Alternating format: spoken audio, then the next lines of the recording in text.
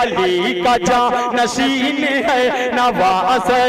مدین ہے، وہ ذات کے امین ہے، حسین تو حسین ہے،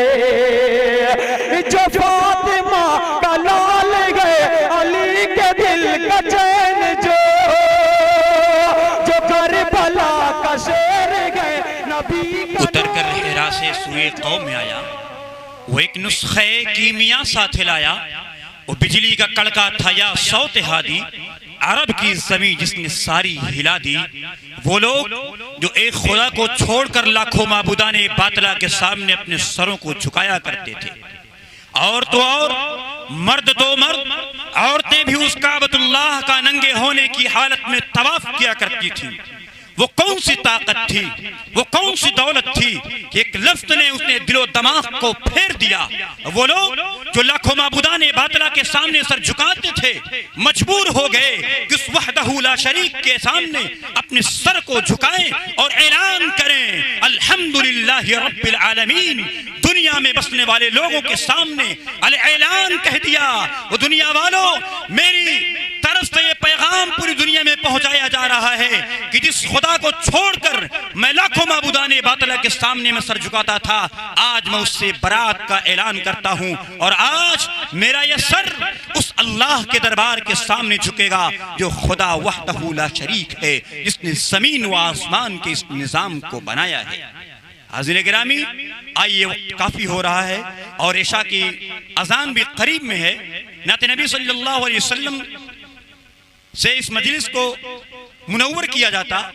لیکن کیسے توصیف اس کی کروں میں جس کا کوئی بھی ثانی نہیں ہے۔ میرے سرکار کی نعت ہے، یہ دل جلوں کی کہانی نہیں ہے۔ شعراء اپنے اشعار میں آپ صلی اللہ علیہ وسلم کی بہت ساری مدح سرائی کیے ہیں، لیکن وقت اجازت نہیں دیتا۔ انشاءاللہ عشاء کی نماز کے بعد جو ہماری دوسری مجلس ہوگی، شعراء کرام تشریف رکھتے ہیں، انشاءاللہ ہم کھل کر کے ان کے کلام سے مستفیض ہوں گے۔ آئیے میں بغیر تاخیر کے مدرسہ عربیہ نور العلوم کرما خان کے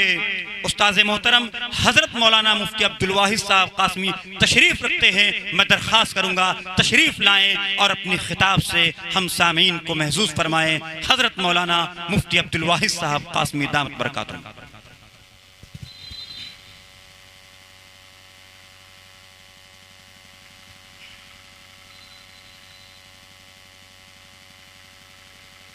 السلام علیکم ورحمۃ اللہ وبرکاتہ۔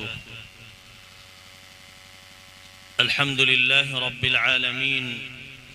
والصلاة والسلام على سیدنا محمد بن عبد اللہ الامین وعلى آلہ وصحبہ اجمعین۔ اما بعد فاعوذ باللہ من الشیطان الرجیم، بسم اللہ الرحمن الرحیم۔ يا أيها الذين آمنوا قوا أنفسكم وأهليكم نارا وقودها الناس والحجارة إلى آخر الآية۔ وعن أبي هريرة رضي الله عنه عن النبي صلى الله عليه وسلم قال: سبعة يظلهم الله في ظله يوم لا ظل إلا ظله، إمام عادل، وشاب نشأ في عبادة الله وحده، ورجل قلبه معلق في المساجد، إلى آخر الحدیث۔ بزرگان محترم، دینی ایمانی بھائیوں، پس پردہ میری مائیں اور بہنیں، آج کا یہ عظیم الشان اجلاس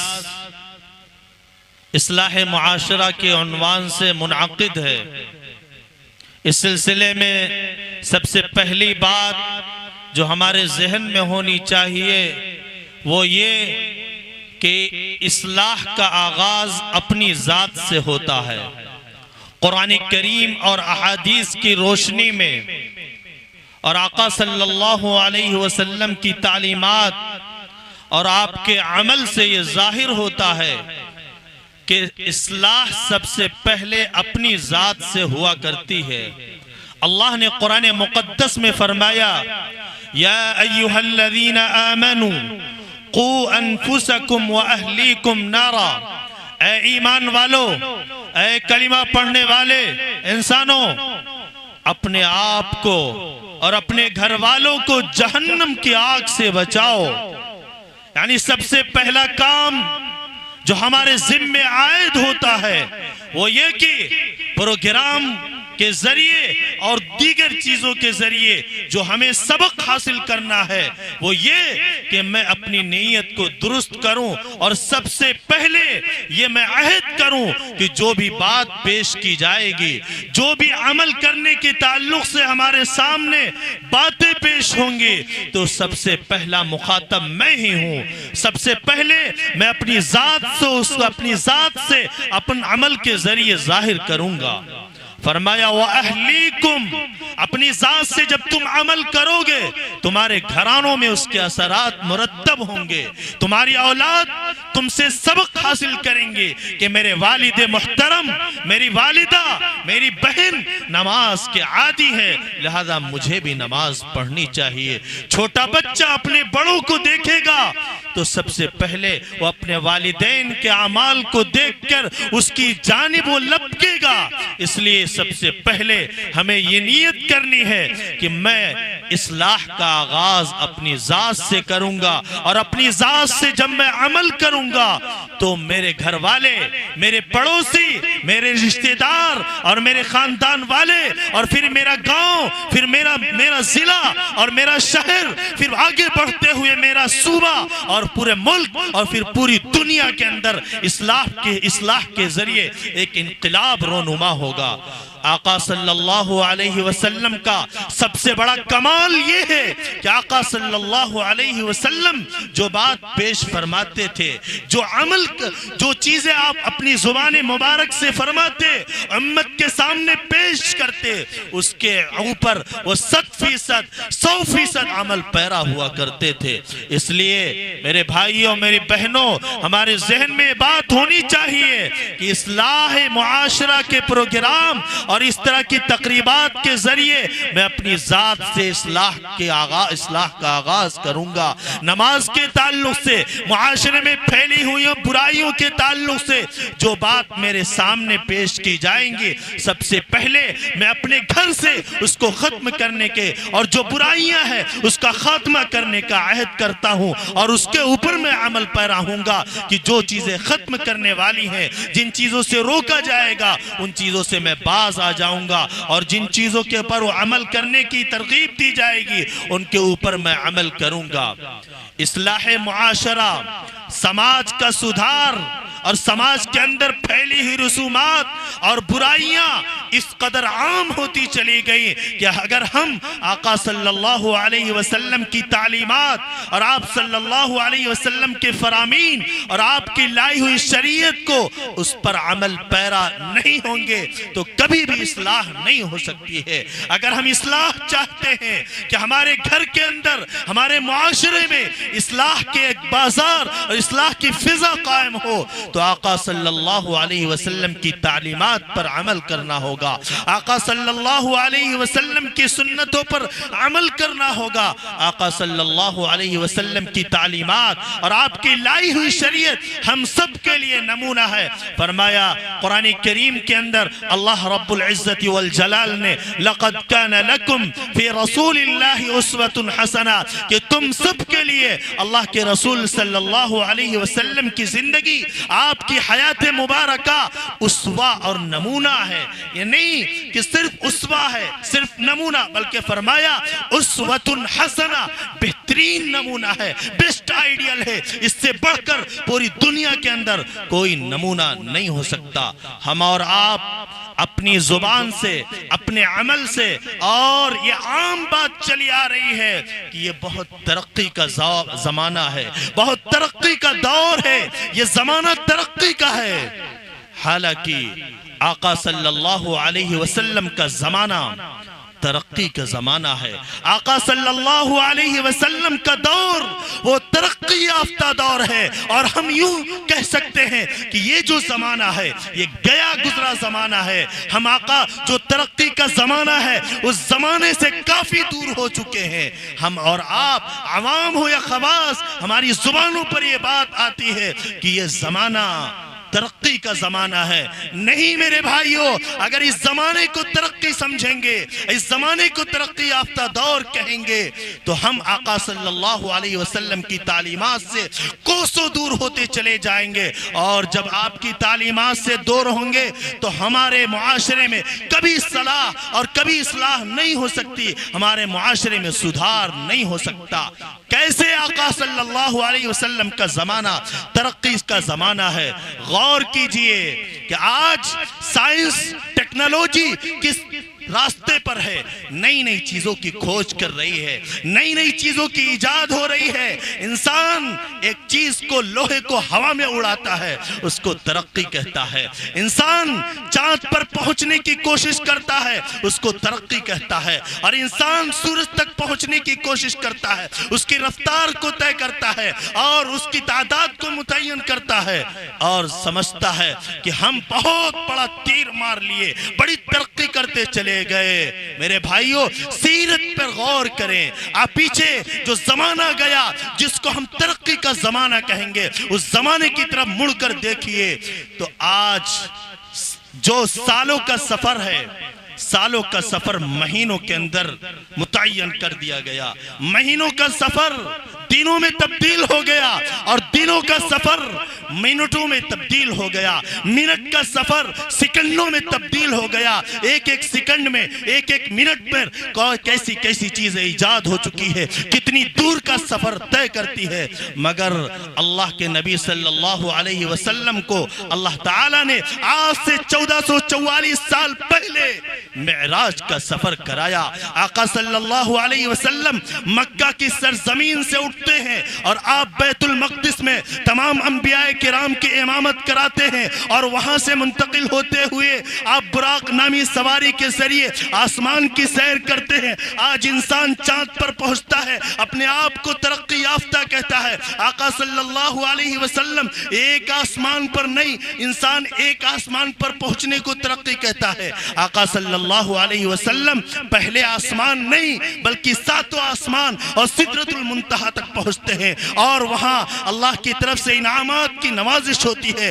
اور جنت و جہنم کی سیر ہوتی ہے، انبیاء کرام علیہ السلام سے ملاقات ہوتی ہے، اور دوبارہ آقا صلی اللہ علیہ وسلم اپنے بستر پر آتے ہیں۔ آپ کا بستر گرم ہوتا ہے، اتنی چند لمحوں میں یہ سفر طے ہوتا ہے۔ کیا آج کے زمانے میں اتنی ترقی کرنے والے جو اپنے آپ کو ترقی یافتہ کہتے کوئی پہنچ سکتا ہے؟ ہرگز ہرگز نہیں پہنچ سکتا ہے۔ چاند پر پہنچنے کو ترقی کہا جاتا ہے، آقا صلی اللہ علیہ وسلم کی ترقی اور آپ کے زمانے کو دیکھو کہ آقا علیہ السلام اپنی انگلی سے اشارہ فرماتے ہیں، چاند کے دو ٹکڑے ہو جاتے ہیں۔ انسان چاند پر پہنچنے کو ترقی کہتا ہے۔ تو آج کا مسلمان جو کہتا ہے معاشرے کی اصلاح نہیں ہو سکتی، آج کا مسلمان یہ سمجھتا ہے کیسے اصلاح ہو سکتی ہے؟ معاشرے کے اندر پھیلی ہوئی رسومات اور پھیلی ہوئی برائیاں، ان تمام چیزوں کو دیکھتا ہے اور کہتا ہے کہ اگر اسی سنت پر، انہی باتوں پر عمل کرتے رہیں گے تو ہمارے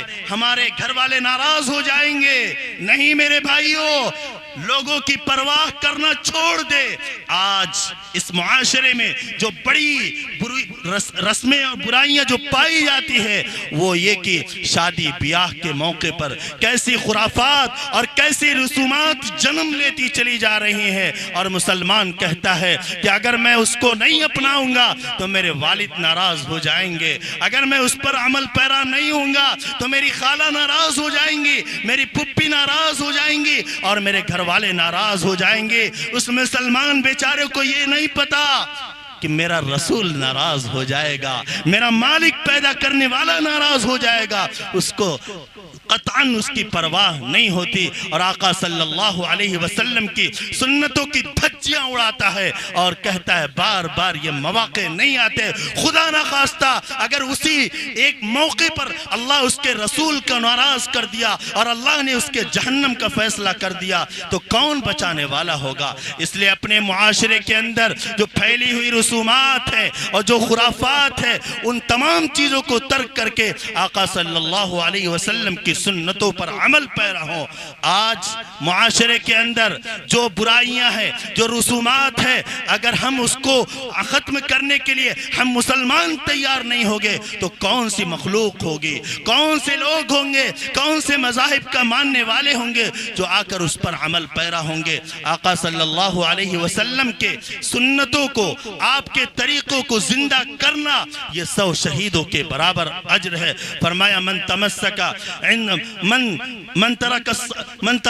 بسنتی عند فساد امتی فلہ اجر 100 شہید، کہ جو آقا صلی اللہ علیہ وسلم کی سنتوں کو مضبوطی سے تھامے گا، اس کو زندہ کرے گا، اس کو 100 شہیدوں کے برابر اجر ملے گا۔ اور ہم آقا صلی اللہ علیہ وسلم کے طریقے کو چھوڑنے کی وجہ سے یہ تمام آفات، یہ بلیات اور یہ مصائب، یہ پریشانیاں ہمارے سامنے آئے دن رونما ہوتی ہے۔ پرانی تاریخ کو اور پچھلی تاریخ کو دیکھ لیا جائے، جہاں پر مسلمانوں کی 800 سال 850 سال حکومتیں تھیں، آج وہاں کوئی نام لیوا نہیں ہے، کوئی مسلمانوں کو کہنے والا اور ان کی تعریف کرنے والا نہیں مل پائے گا۔ اگر ہم اسی طرح معاشرے کے اندر جو پھیلی ہوئی رسومات ہیں اس پر عمل پیرا رہیں گے اور آقا صلی اللہ علیہ وسلم کی تعلیمات سے دور ہوتے رہیں گے تو قریب ہے وہ وقت، اور عن قریب کہیں ایسا نہ ہو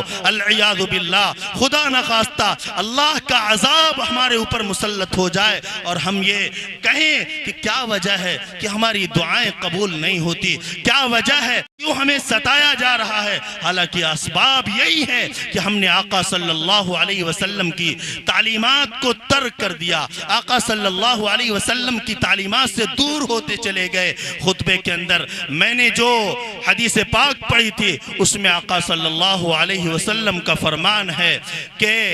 انسان 7 لوگ ایسے ہوں گے جو کل میدان حشر میں اللہ کے عرش کے سائے میں ہوں گے۔ اس دن عرش الہی کے علاوہ کوئی سایہ نہیں ہوگا، اور کامیاب اور فلاح پانے والا انسان وہ 7 قسم کے لوگ ہوں گے۔ چند کا میں ذکر کرتا ہوں۔ فرمایا امام عادل، انصاف کرنے والا امام جو لوگوں کا ذمہ دار ہو۔ ضروری نہیں ہے کہ وہ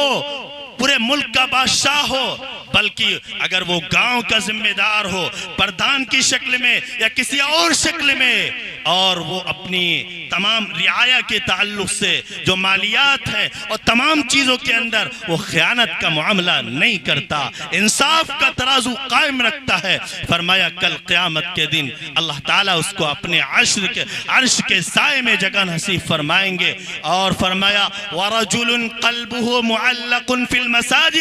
ایک وہ شخص جس کا دل مسجد سے اٹکا ہوا ہو۔ یہ مطلب نہیں کہ وہ 24 گھنٹہ مسجد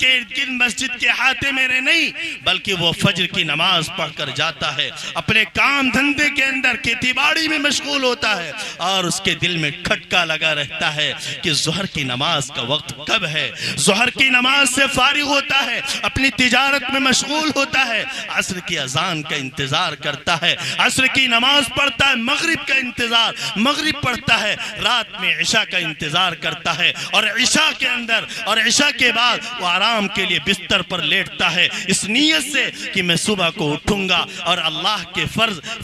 فجر کی نماز کو میں ادا کروں گا۔ فرمایا جس کا دل مسجد سے اٹکا ہوا ہو وہ شخص کل قیامت میں اللہ کے عرش کے سائے میں ہوگا، اللہ اس کو اپنے عرش میں جگہ نصیب فرمائیں گے، جس دن کوئی پرسان حال نہیں ہوگا اور کوئی ساتھ دینے والا نہیں ہوگا، صرف اور صرف اللہ کا عرش کا سایہ ہوگا۔ اور فرمایا حدیث پاک کے اندر وَرَجُلٌ دَعَتْهُ امْرَأَةٌ ذَاتُ حَسَبٍ وَجَمَالٍ فَقَالَ إِنِّي أَخَافُ اللَّهِ، کہ ایک وہ شخص جس کو حسن و جمال، دولت و منصب والی عورت اور مال و دولت کا انبار اس کے پاس ہے، وہ اس کو گناہ پر آمادہ کر رہی ہے، وہ گناہ کی طرف دعوت دے رہی ہے۔ اس کے دل میں، اس کی زبان سے الفاظ نکلتے ہیں کہ انی اخاف اللہ، مجھے اللہ کا خوف ہے، مجھے اللہ کا ڈر ہے، اس کی وجہ سے میں گناہ پر آمادہ نہیں ہو سکتا۔ ضروری نہیں ہے کہ آج کے پسفتن دور کے اندر، آج کے اس فتنے کے زمانے میں کوئی عورت ہی اس کو دعوت دے، نہیں، بلکہ آج ایسے اسباب مہیا ہو چکے ہیں۔ رات کا سناٹا ہے، بستر اور لحاف کے اندر ہے، چادروں میں چھپے ہوئے ہیں، اور کانوں کے اندر وہ لیڈ لگا کر رات کے سناٹے میں بغل میں جو سویا لیٹا ہوا ہے، بغل میں جو بیٹھا ہوا ہے، اس کو بھی خبر نہیں کہ رات کے سناٹے میں کیا عمل انجام دے رہا ہے۔ اس موقع پر اس کے ہاتھ میں موبائل ہے، اس کے ہاتھ کے موبائل کے اندر نیٹ بھی موجود ہے، اور اس کو اختیار ہے کہ اس رات کے سناٹے میں کوئی دیکھنے والا نہیں ہے، لحاف کے اندر ہوں تو میں اپنے آپ کو گناہوں سے بچا لوں۔ اس کو کوئی دیکھنے والا نہیں ہے، مگر وہ موبائل کے اندر سرچ کر کے گناہوں اور ننگی تصاویر اور نہ جانے کیسی کیسی چیزیں، فلمیں اور ڈرامے اور گناہ کے کام انجام دیتا ہے۔ تو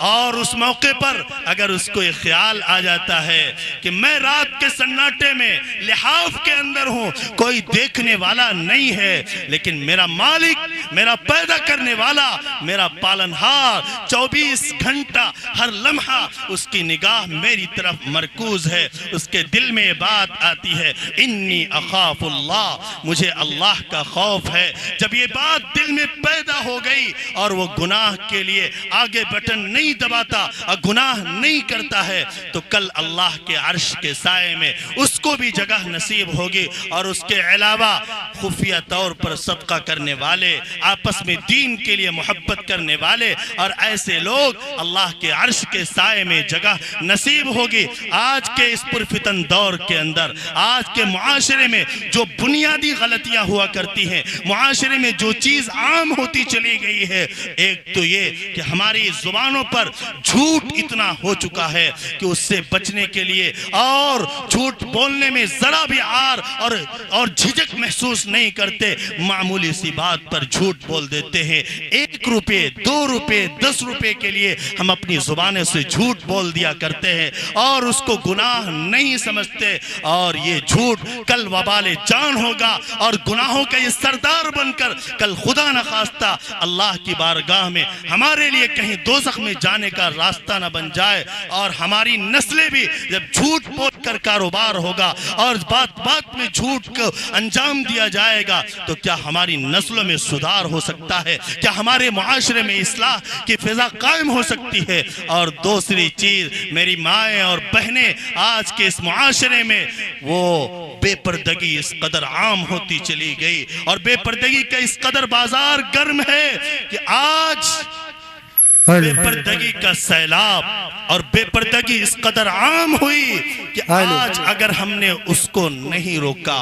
بے پردگی سے اگر ہم باز نہیں آئے، اور بے پردگی کے اس سیلاب جو ہمارے گھروں کی دہلیز، ہمارے گھروں پر چوکھٹ پر پہنچ چکا ہے اور قریب ہے کہ وہ اندر گھستا چلا ہے، بلکہ وہ اندر گھس چکا ہے، بے پردگی کا یہ سیلاب اگر ہم نے اس پر کنٹرول نہیں کیا، اگر ہم اس سے باز نہیں آئے، اور اس طرح بے پردگی ہمارے رشتہ دار گھروں میں آمد و رفت اور دروازوں اور نکڑوں پر نوجوانوں کی آمد و رفت، اور ہماری بیچاری بچیاں، نوجوان اور مسلم بچیاں آج اسکول کے ماحول میں مخلوط نظام تعلیم کے ذریعے جس قدر گناہوں کا شکار ہوتی چلی جا رہی ہیں، العیاذ باللہ ایسے بھی واقعات روز آنا پیش آتے ہیں کہ ایک مسلمان بچی کسی غیر مسلم سے تعلق قائم کرتی ہے اور اس کے ساتھ راہ فرار اختیار کرتے ہوئے اپنے مذہب سے سودا کرتی ہے، اپنے ایمان کو فروخت کر دیتی ہے اور وہ دوسرے مذہب کو اختیار کرتی ہے۔ ایسا کیوں ہوتا ہے؟ چونکہ ہم نے اپنی نوجوان نسلوں کی تربیت نہیں کی، ہم نے اس کی فکر نہیں کی۔ اس لیے کوشش کرنی چاہیے کہ ہم اپنے معاشرے کے اندر جو پھیلی ہوئی رسومات اور جو برائیاں ہیں ہم ان تمام چیزوں سے باز آ جائے، خاص طور سے اپنے معاشرے سے جھوٹ کو ختم کریں اور ہماری مائیں اور بہنیں پردے کا ماحول قائم کریں اور مخلوط نظام تعلیم سے ہم سب اپنی نسلوں کو بچائیں۔ اللہ تعالی ہم سب کو شریعت اور سنت پر چلنے کی توفیق عطا فرمائے اور آقا صلی اللہ علیہ وسلم کی ایک ایک سنتوں کو زندہ کرنے کی توفیق عطا فرمائے۔ وآخر دعوانا الحمدللہ۔